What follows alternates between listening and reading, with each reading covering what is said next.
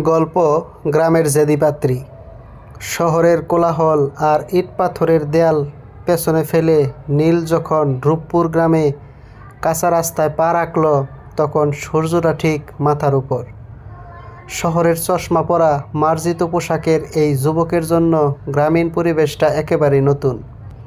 সে এখন এসেছে এক বিশেষ দায়িত্বে, তার ছোটবেলার বন্ধু সাজিদের বিয়ের কথাবার্তা এগিয়ে নিতে। সাজিদের বাবা নীলের অফিসের বড় কর্মকর্তা। তার অনুরোধেই নীলের এই গ্রামে আসা। কিন্তু গ্রামের মেঠো পথ ধরে হাঁটতে হাঁটতে নীল কিছুটা দিকভ্রান্ত হয়ে পড়ল। ঠিক তখনই তার কানে এলো একদল ছেলেমেয়ের হাসির রোল। গ্রামের একটা বিশাল আম গাছের তলায় কানামাছি খেলা চলছে। নীল কৌতূহল নিয়ে সেদিকে এগোতেই হঠাৎ রেশমি সুতোর মতো নরম দুটি হাত এসে তার চোখ দুটো চেপে ধরল। চোখ বাঁধা মেয়েটি খিলখিল করে হেসে উঠে বলল, এবার ছাড়বেন নাকি এভাবেই ধরে থাকবেন? নীল কিছুটা অপ্রস্তুত হয়ে চোখ থেকে হাত দুটো সরাতেই দেখতে পেল এক অপূর্ব সুন্দরীকে। কাজল কালো চোখ আর চঞ্চল চাহনি। মেয়েটি আর কেউই নয়, এই গ্রামেরই জেদি আর স্পষ্টভাষী মেয়ে তুরি। তুরি চিবুক উঁচিয়ে বলল, ছাড়লাম, কিন্তু আপনাকে এখন চোর হতে হবে। নীল অবাক হয়ে বলল, আরে চোর মানে? আমি কেন চোর হব? কারণ আপনাকে আমি ধরে ফেলেছি, আর এই খেলার নিয়মই হচ্ছে যে ধরা পড়বে সেই চোর হবে। তুরির কণ্ঠে একরোখা জেদ। নীল হেসে ফেলে বলল, আমি আসলে এই গ্রামে একটা দরকারে এসেছি। আপনারা এটা কি পাগলামি শুরু করলেন?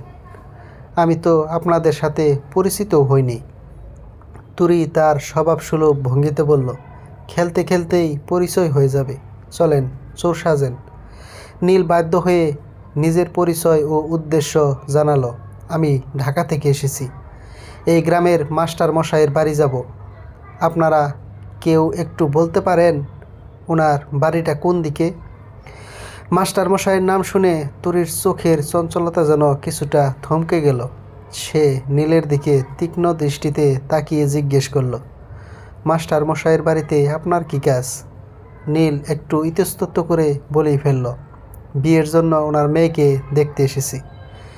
এই কথা শুনতেই তুরির মুখের ভাব বদলে গেল, কিন্তু সে নিজের পরিচয় গোপন রেখে নীলকে বলল, আচ্ছা ঠিক আছে, আমরা খেলবো, তবে খেলা শেষে আমাদের মধ্যে কেউ একজন আপনাকে মাস্টার মশাইয়ের বাড়ি পৌঁছে দেবে, কারণ আপনি তো রাস্তা চেনেন না। খেলার ছলে নীল তখনও জানতো না, যার বিয়ের কথা বলতে সে এত দূর এসেছে, এই চঞ্চল মেয়েটিই আসলে সেই পাত্রী। খেলার পর্ব শেষ করে নীল যখন মাস্টার মশাইয়ের ড্রয়িং রুমে বসল, তখন তার পায়ের কিছুটা চোট লেগেছে। গ্রামে অসমান রাস্তায় অভ্যস্ত না থাকায় হোঁচট খেয়ে পা কিছুটা লাল হয়ে গেছে। মাস্টার মশাই পরম স্নেহে নীলের চোট দেখছিলেন। নীল লজ্জিত হেসে বলল, আসলে আঙ্কেল, গ্রামে তো ওভাবে আসা হয় না, তাই অভ্যাস নেই, তো হোঁচট খেয়ে পড়ে গেছি।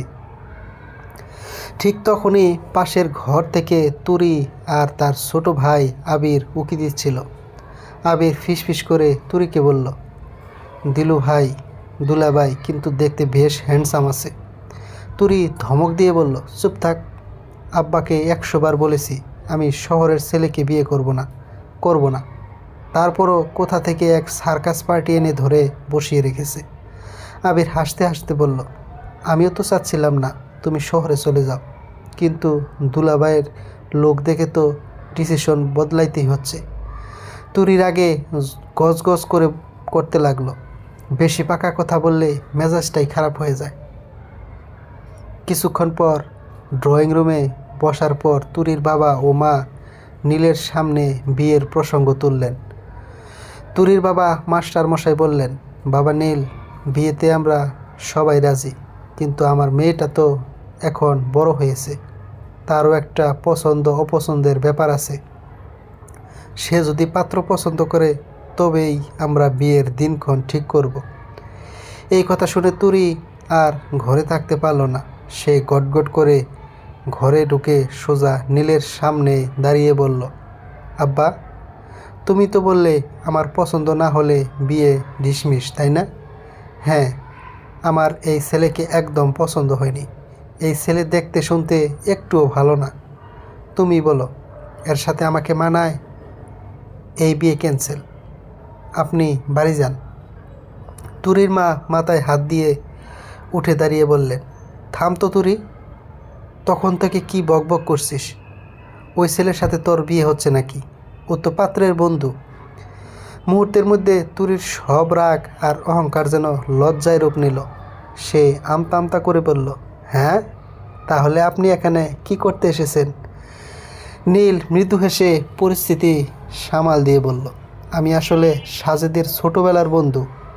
ওর বাবার অফিসে চাকরি করি। সাজিদ এই মুহূর্তে ব্যস্ততার কারণে আসতে পারেনি, তাই আঙ্কেল আমাকে পাঠিয়েছেন যেন বিয়ের কথা একটু এগিয়ে রাখি। মাস্টারমশাই দীর্ঘশ্বাস ফেলে নীলকে বললেন, সমস্যাটা অন্য জায়গায় বাবা। সাজিদের বাবা আমার ঘনিষ্ঠ বন্ধু। আমরা দুজনেই চাই এই বিয়েটা হোক, কিন্তু সাজিদ গ্রামের মেয়ে বিয়ে করতে চায় না, আর আমার মেয়েও শহরের ছেলেকে বিয়ে করতে চায় না। কি এক মুসিবতে পড়েছি বলো তো। নীল অভয় দিয়ে বলল, আঙ্কেল, কোনো চিন্তা করবেন না, আমি তো আছি। আমি কদিন এখানে থেকে তুরিকে একটু শহরের আদব কায়দা, ড্রেস আপ আর কথাবার্তা আপডেট করে দেব। আর ঢাকায় গিয়ে সাজিদকে এমনভাবে বোঝাবো যে ও নিজে ছুটে আসবে বিয়ে করতে। মাস্টারমশাই খুশি হয়ে বললেন, বাহ, তুমি তো দেখছি চমৎকার এক ম্যাচমেকার। তাহলে আর দেরি কেন, মেকিং শুরু করে দাও। বিকেলের দিকে তুরি আর আবির যখন বাড়ির উঠোনে দাঁড়িয়েছিল, তখন আবির বোনকে খেপিয়ে বলেছিল, হায় হায় বুবু, এতক্ষণ ওই লোককে পাত্র ভেবে দুলাবাই ডেকে ফেললাম। আমি কি গাধা? তুরি বলল, তুই যে গাধা সেটা তো নতুন কিছু না, তবে লোকটা কিন্তু বেশ মার্জিত, তার কথাবার্তাও সুন্দর। ঠিক তখনই নীল সেদিকে আসছিল। তুরি তাকে দেখে ডেকে বলল, এই যে সাজিদের বন্ধু, একটা কথা শুনে যান। আপনার ওই বন্ধুর বাবাকে বলে দেবেন, মেয়ে দেখতে একদম ভালো না, ওনার ছেলের সাথে মানাবে না, সুতরাং বিয়ে ক্যান্সেল। নীল অবাক হওয়ার ভান করে বলল, সি সি, এত বড় মিথ্যা কথা তো আমার বন্ধুর বাবাকে বা সাজিদকে বলতে পারবো না। এই গ্রামে আমার দেখা সবচেয়ে সুন্দরী আর প্রাণবন্ত মেয়ে হলেন আপনি। এই সত্যিটা অস্বীকার করলে তো উপরওয়ালাও আমাকে মাফ করবে না। নীলের মুখে নিজের রূপের এমন অকপট প্রশংসা শুনে তুরির মনটা ভেতরে ভেতরে একটু দোলা দিল। পাশে দাঁড়িয়ে আবির বলল, হ্যাঁ, আমার বুবু মারাত্মক সুন্দর, কিন্তু আপনার বন্ধু কেমন দেখতে? নীল বলল, আমার বন্ধু তো পুরা বলিউডের হিরোদের মতো, ড্যাম স্মার্ট। আবির উৎসাহী হয়ে বলল, তাহলে ছবি দেখান। নীল তুরির দিকে তাকিয়ে বলল, না ভাই, তুমি বললে তো হবে না। তোমার বুবু যদি দেখতে চায় তবেই দেখাবো। তুরি মুখ ঘুরিয়ে বলল, দেখি দেখান তো আপনার কেমন হিরো বন্ধু। নীল হাসল, বলল, দেখাতে পারি, তবে একটা শর্ত আছে, আমার সাথে ফ্রেন্ডশিপ করতে হবে, তবেই দেখাবো। তুরি রেগে গিয়ে বলল, ছবি দেখার জন্য আপনার সাথে বন্ধুত্ব করতে হবে? দেখছিস আবির, কেমন ধান্দাবাজ লোক। আপনি তো আমাদের গল্পের ভিলেন। নীল বলল, ভিলেন নই, আমি তো এই গল্পের কেন্দ্রীয় চরিত্র। সাজিদের ছোটোবেলার সব গোপন তথ্য, ও ছোটোবেলায় কি করত, ওর স্বভাব কেমন, ওর কোনো গার্লফ্রেন্ড আছে কি না, সব শুধু আমিই জানি। এখন ভেবে দেখুন আমার সাথে ফ্রেন্ডশিপ করবেন কি না। আবির তুরিকে ফিস ফিস করে বুদ্ধি দিল, বুবু, ফ্রেন্ডশিপটা করে নাও, ওনার কাছে থেকে পাত্রের সব গোপন খবর বের করতে সুবিধা হবে। তুরি একটু ভেবে বলল, ঠিক আছে, শর্তে রাজি, এবার ছবি দেখান। নীল তার ফোনের স্ক্রিনে সাজিদের ছবি দেখালো। আবির দেখে বলল, সুন্দর আছে তো বুবু, তোমার সাথে হ্যাপি মানাবে। তুরি ছবিটার দিকে তাকিয়ে মনে মনে কিছুটা দ্বিধায় পড়ল, তবে মুখে বলল, চলবে। তুরি এরপর নীলকে জিজ্ঞেস করল, এবার বলুন আপনার বন্ধুর খারাপ কি কি গুণ আছে। কয়টা মেয়ের সাথে লাইন মারে, কি কি আকাম কুকাম করে, সব সত্যি বলুন। নীল বুক ফুলিয়ে বলল, আরে কি বলছেন এসব? সাজিদ একদম পিওর জেন্টেলম্যান, একটা সিগারেট পর্যন্ত ছুঁয়ে দেখে না, মেয়েদের থেকে 100 হাত দূরে থাকে, কোনো দিন প্রেমও করেনি। আবির উৎফুল্ল হয়ে বলল, তাহলে তো দুলাভাই নাম্বার 1। বুবু, মিস করো না কিন্তু। নীল তখন তুরির দিকে তাকিয়ে নরম সুরে বলল, শোনো তুরি, তুমি এমনিতে মাশাল্লাহ খুব সুন্দর, শুধু ড্রেস আপ আর চালচলনে হালকা একটু আধুনিকতা নিয়ে আসলেই আমার বন্ধু তোমার প্রেমে হাবুডুবু খাবে। তুরি কিছুটা জেদ দেখিয়ে বলল, পারবো না, আমি যেমন আছি তেমনি যদি ও পছন্দ করে করবে, না করলে নাই। এমনিতেও আমার বিয়ে করার কোনো তাড়া নেই। এর মধ্যেই কেটে গেল 2 দিন। ঢাকায় সাজিদ তার বাবার সাথে তর্ক করছিল, সে কোনোভাবেই গ্রামের মেয়েকে বিয়ে করতে রাজি নয়। কিন্তু তার বাবা নাসুরবান্দা।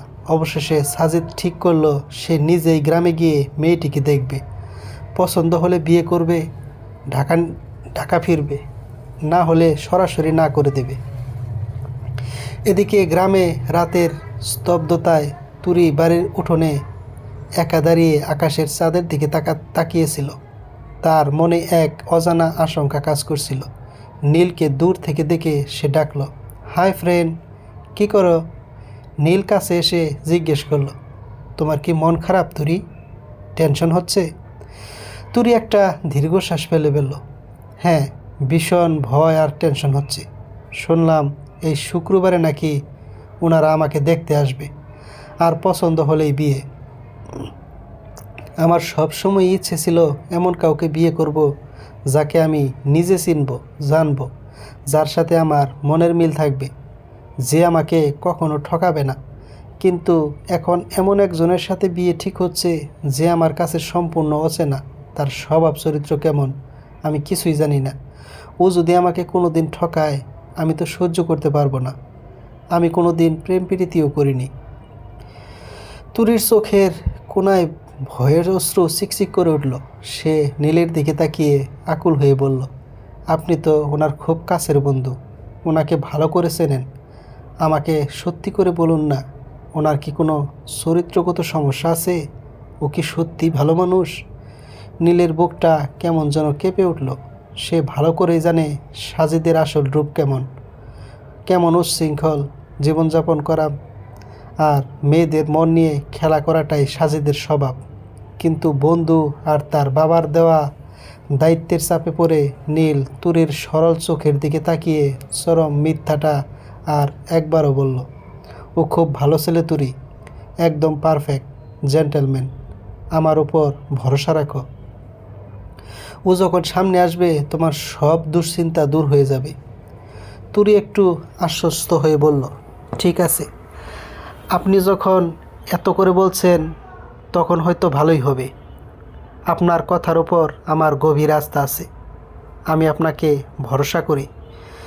তুরি ঘরে চলে যাওয়ার পর নীল একা দাঁড়িয়ে রইল। তার নিজের বিবেক তাকে ধ্বংসন করতে লাগলো। সে সাজিদকে ফোন করলো।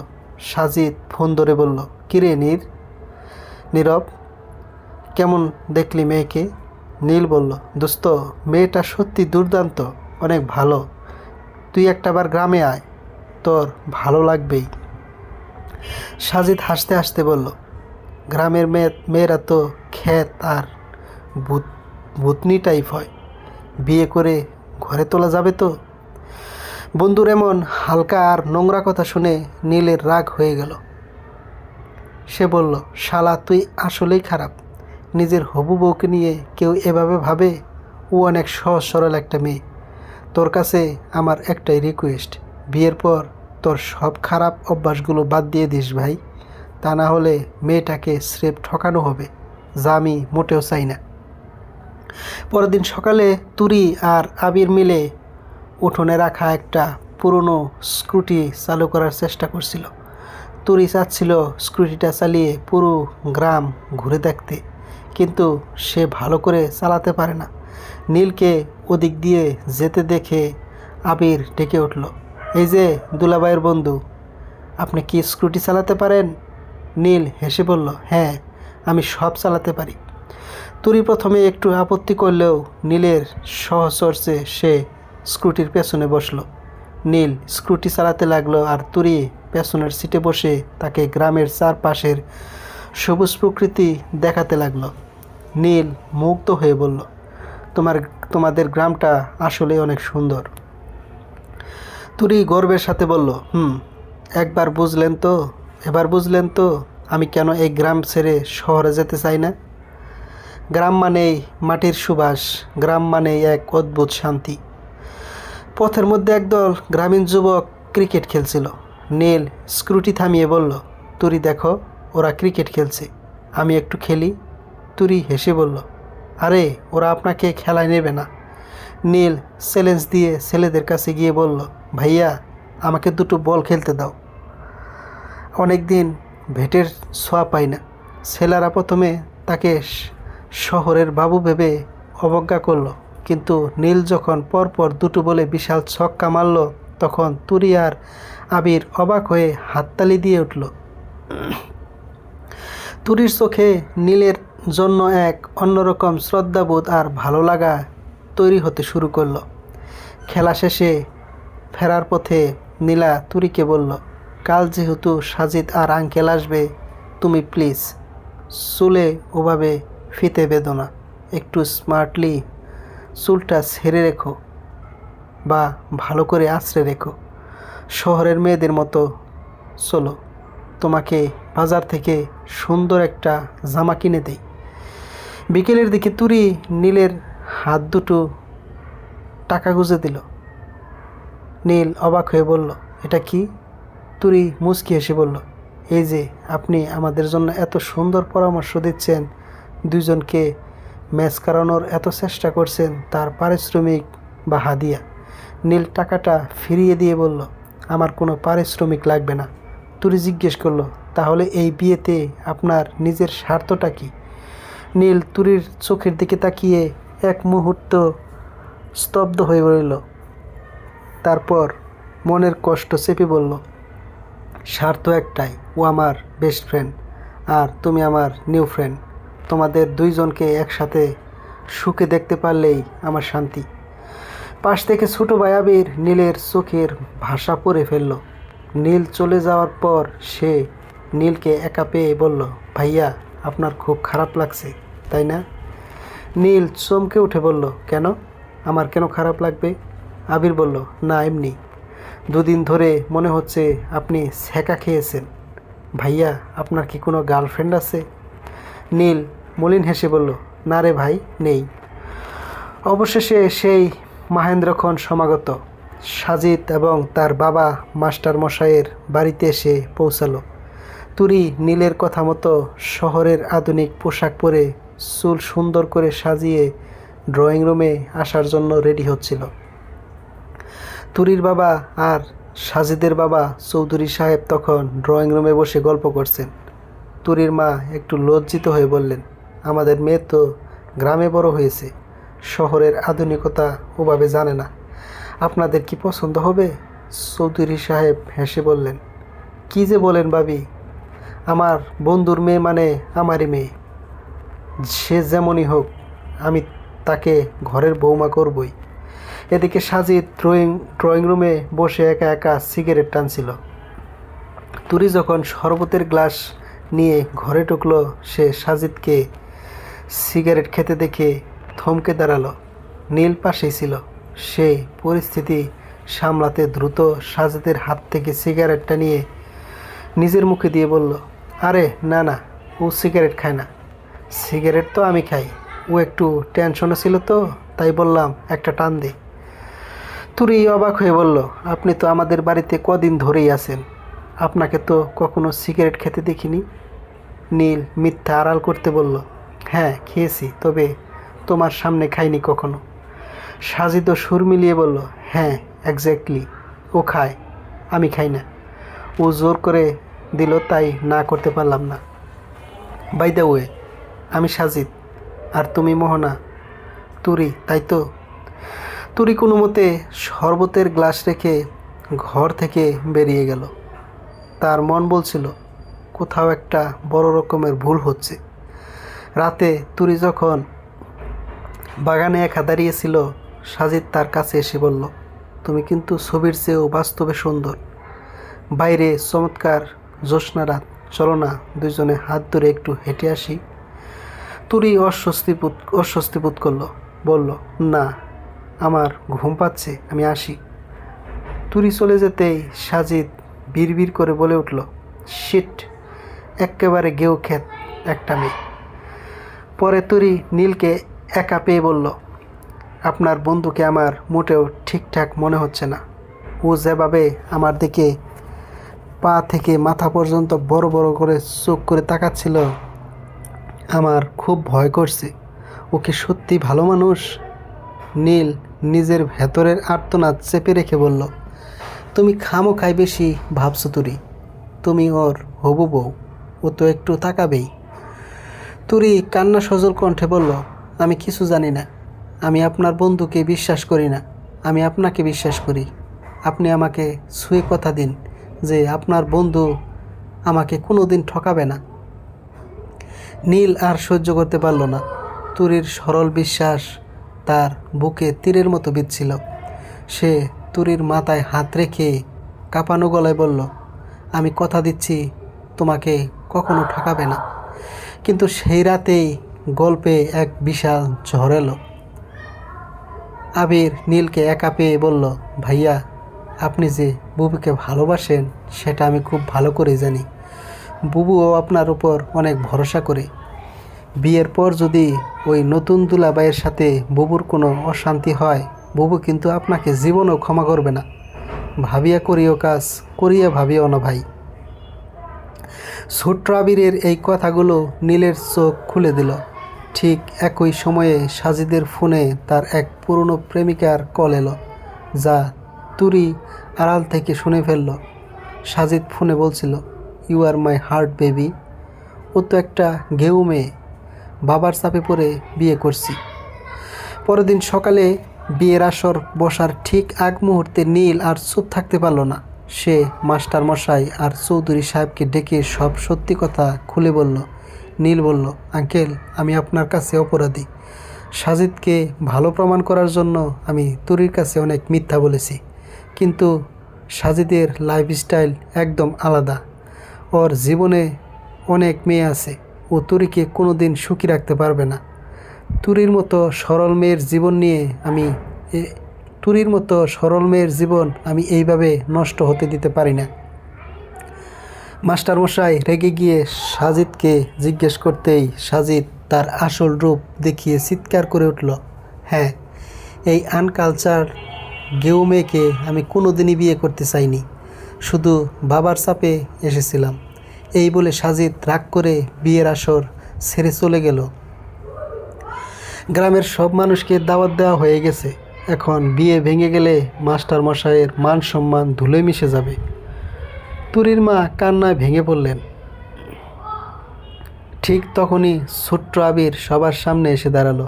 সে তার বাবাকে বলল, আব্বা, তুমি একদম চিন্তা করো না। বুবু যেমন জীবনসঙ্গী চায় তার সব গুণ তো নীল ভাইয়ের মধ্যে আছে।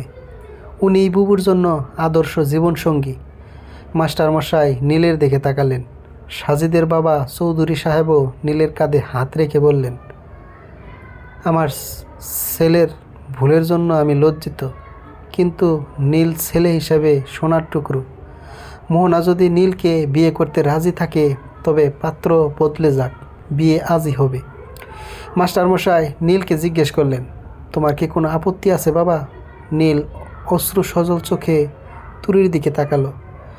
তুরি তখন ওড়না দিয়ে মুখ ঢেকে কাঁদছিল, কিন্তু তার চোখে তখন আশঙ্কার বদলে এক অদ্ভুত স্বস্তি ও আনন্দের আভাস। মাস্টারমশাই তুরিকে জিজ্ঞেস করলেন, মা, নীলকে স্বামী হিসাবে গ্রহণ করতে তোর কি কোনো আপত্তি আছে? তুরি মাথা নিচু করে মৃদু স্বরে বলল, না আব্বা, কোনো আপত্তি নেই। পুরো বিয়ের আসরে আনন্দের রোল পড়ে গেল। যে সম্পর্কের শুরু হয়েছিল খেলার ছলে চোখ বাঁধার মধ্য দিয়ে, আজ সেই সম্পর্ক এক পবিত্র বন্ধনে রূপ নিল। নীল তুরির চোখের দিকে তাকিয়ে মনে মনে বলল, কানামাছি খেলায় যার চোখ আমি বেঁধেছিলাম, আজ থেকে সারা জীবনের জন্য সে আমার মনের মণিকোঠায় বাঁধা পড়ে গেল। সমাপ্ত।